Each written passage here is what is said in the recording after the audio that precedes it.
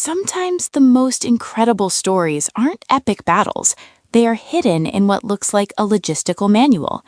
Today, we are diving into an ancient document that is a meticulously detailed military-grade blueprint for a nation on the move. It is a masterclass in creating perfect order, right in the middle of total chaos. Think about the challenge.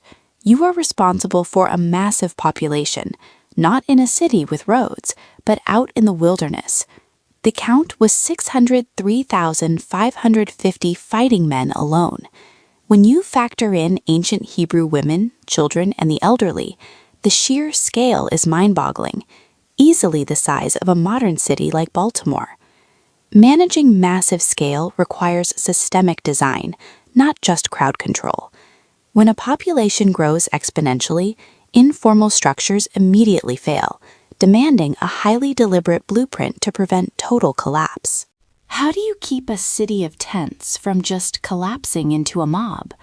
The answer lies in establishing a single, undeniable center point, the Tabernacle. Every ancient Hebrew family knew exactly where they were supposed to be in relation to it, camping at a specific distance to mark its sacredness. Without a clearly defined central core value, peripheral operations will inevitably drift into chaos. An organization must have a non-negotiable gravitational heart that orientates every single team member. Let's build out the camp's layout, starting on the east side facing the sunrise. This was the lead position, held by the tribe of Judah, with a massive 186,400 troops. They were the vanguard, explicitly assigned to always lead the way whenever the nation moved. The strongest assets must be positioned at the forefront. To break resistance and set a confident pace, you must deploy your most formidable resources as the leading edge of any new initiative. Continuing around the Tabernacle, we look at the southern flank. Commanded by Reuben, they possessed 151,450 troops.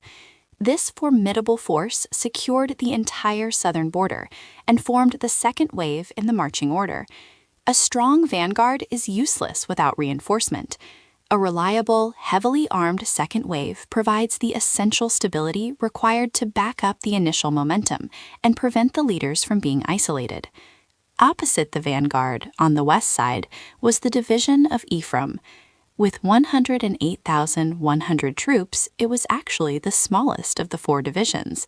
Yet its job was absolutely crucial in securing that whole western perimeter and holding down the third spot in the march. Perimeter integrity relies on every single link, regardless of size. Even the smallest departments play a critical, non-negotiable role in securing operational blind spots. To complete this incredible 360-degree blueprint, we get to the northern side. The division of Dan had 157,600 troops, making it the second largest division in the entire camp. Their job was crystal clear. They were the rear guard, the last to march, securing the nation from behind. Forward momentum leaves an organization vulnerable from the rear.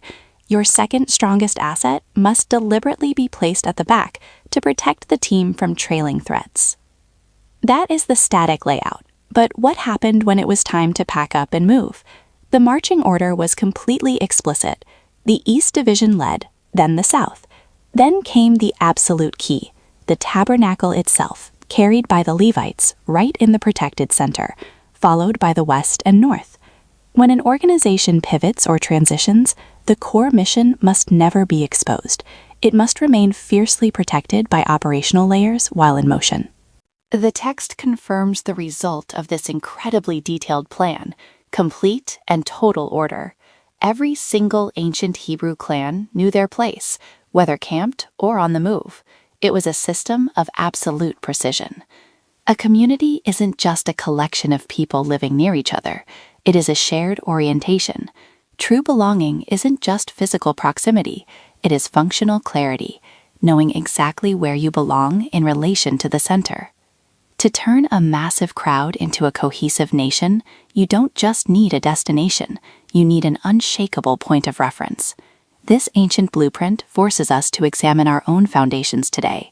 what is the immovable tabernacle or core value at the center of your own life or organization? And how precisely is your team organized around that core when it is time to pack up and move forward into the unknown? Take a moment, breath, and let them sink in.